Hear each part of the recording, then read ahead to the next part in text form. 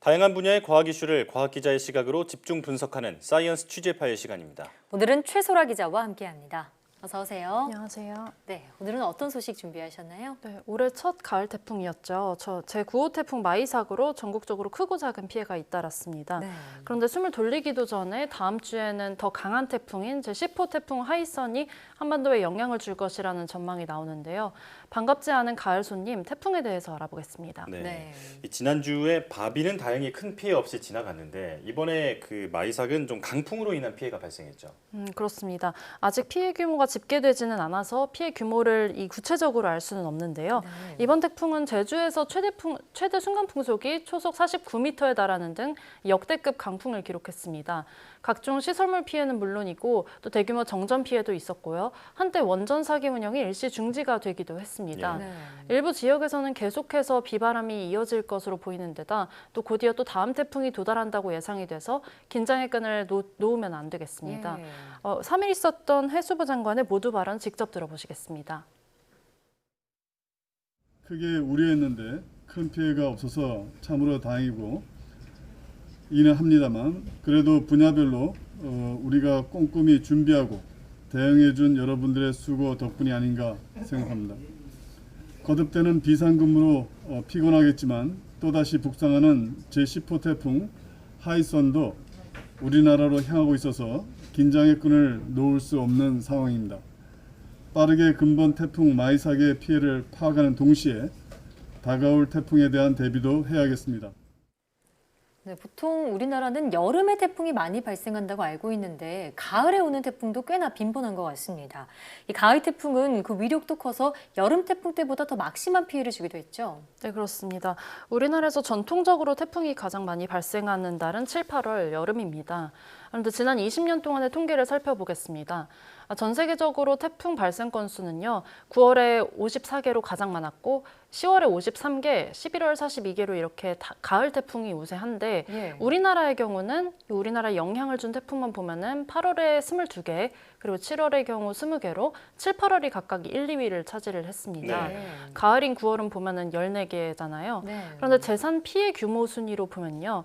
지난 100년 동안 우리나라에 가장 큰 피해를 일으켰던 최악의 태풍들이 가을 초순쯤에 발생을 했습니다. 1위인 2002년 루사가 8월과 9월 초에 걸쳐서 발생을 했는데 사망 실종자 246명을 낸 2000년대 최악의 태풍으로 기록이 됐습니다. 2위인 2003년 매미도 9월 중순에 발생을 했습니다. 네. 지금 보니까 그 초요 가을인 지금이 가장 조심해야 할 때다 이런 생각이 드는데요. 자, 그런데 가을 태풍이 여름 태풍보다 위력이 더 강한 이유는 뭔가요? 네, 태풍은 원래 해수 온도가 높을수록 그 위력이 세지는데요. 우리나라 해수 온도가 9월과 10월에 해수 온도가 높습니다. 여름 내내 수온이 점점 올라가는데 해수면이 다시 식기까지 시간이 좀 많이 걸리기 때문입니다. 이론적으로는 바다 수온이 1도가 높아지면은 대기 속의 수증기량의 7%가 증가하는데요. 이 수증기를 원료로 태풍 자체의 강도가 세질 수 있다고 합니다. 전문가에게 직접 들어보시겠습니다. 증발을 하면은 이제 수증기 기체가 되지 않습니까? 그 과정에서 구름으로 만들어지면 기체 수증기가 다시 액체 물로 바뀌니까 기체로 바뀔 때 자기가 품었던 에너지를 다시 방출을 하게 되겠죠, 거기다가. 그러면은 이제 그게 태풍을 또 형성하게 되는 에너지원으로 쓰일 수가 있는 거죠. 구름 물방울이 커지면은 이제 비도 많이 내리게 될 거고 가능성이 있다 정도는 뭐 쉽게 얘기할 수 있지만 다른 힘들이 상쇄시키는 효과가 또 생길 수도 있는 거죠. 가장 강력하게 작용하는 힘들이 나타나는 게 현상으로 이어진다. 그런데 최근에는 지구온난화로 인해서 해수 온도가 계속 상승하고 있잖아요. 앞으로 태풍의 위력이 더 거세지는 것 아닌가 이런 우려도 드는데요. 네, 그렇습니다. 그 부분이 전 세계 과학자들이 우려를 하고 있는데요. 최근에 100년 동안 해수면이 1도가량 증가를 했습니다. 아직까지는 태풍 개수는 유의미하게 증가하지 않았다는 게 대부분의 시각인데요. 하지만 센 태풍이 잦아지고 있고 또 점점 강한 태풍이 증가할 것이라는 전망이 쏟아집니다. 미국 연구팀은 지구 온난화로 인해서 이 동아시아에 상륙하는 태풍이 최대 풍속이 이 37년 전보다 15% 빨라졌다면서 이 파괴력은 또 50%나 커졌다 이렇게 분석을 했습니다. 네. 또 덴마크 연구팀의 연구 결과를 보면요. 지구 평균 기온이 1도씨가 오를 때마다 카트리나와 비슷한 위력의 허리케인이 2배에서 7배까지도 발생할 가능성이 있다는 보고서를 내기도 했습니다. 네. 또 우리나라 기상청도 한반도에 상륙하는 태풍 숫자가 줄어드는 추세지만 상륙하는 태풍은 점점 더 강력해지고 있다. 또 앞으로 또 점차 더 강한 태풍이 발생할 가능성도 커지고 있다. 이렇게 말을 한 바가 있습니다. 예. 또 태풍 숫자가 늘 것이라는 이 숫자 자체가 늘 것이라는 국내 전망도 있었는데요. 2016년에 한국기상학회 학술대회에서는 21세기 말에 한 해 동안 한반도에 영향을 미치는 태풍 숫자가 지금보다는 최대 2배로 늘어날 것이라는 연구 결과를 발표를 하기도 했습니다. 네.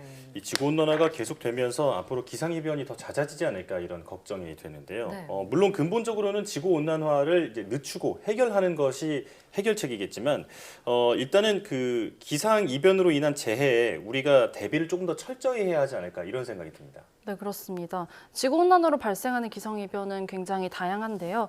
폭염이나 태풍, 폭우 이런 여러 가지가 있는데 특히 지난 장마에서 저희 겪은 것처럼 폭우로 인한 산사태가 대규모 인명피해나 재산피해를 불러왔잖아요. 네. 지난달 취재 파일에서도 다뤘는데 산사태 원인으로 산의 나무 구성이나 보존 상태 등이 지목이 되기도 했습니다. 예. 그런데 지난달 장마로 발생했던 이 산사태 원인이 그런 거였는데 이거를 뒷받침하는 국내 연구진의 연구 결과가 나왔습니다. 예. 숲을 잘 가꾸면은 토양 유출 방지 효과가 무려 이 85배에 달하고 또 산사태를 효과적으로 예방할 수 있다는 내용인데요. 연구팀은 폭우가 쏟아진 지난달 이 산불로 훼손된 안동 지역의 숲이랑 또 건강한 숲을 비교를 했습니다. 그 결과 숲이 잘 조성된 곳에서는 토사 유출량이 헥타르당 27.5kg으로 그쳤는데 예. 숲이 거의 없는 곳에 그러니까 산불이 났던 곳에서는 무려 그 헥타르당 2,340kg의 토사가 유출이 됐습니다. 네. 85배에 달하는 양인데요. 전문가에게 직접 들어보시겠습니다. 나뭇잎은 하늘에서 내리는 비를 차단하는 우산 효과가 있고요. 나무 뿌리는 지표에 있는 토양을 고정하는 토양 고정 능력이 있습니다. 숲을 대상으로 한 토사 유출량 모니터링을 통하여 정량적 유출량을 산정할 계획입니다.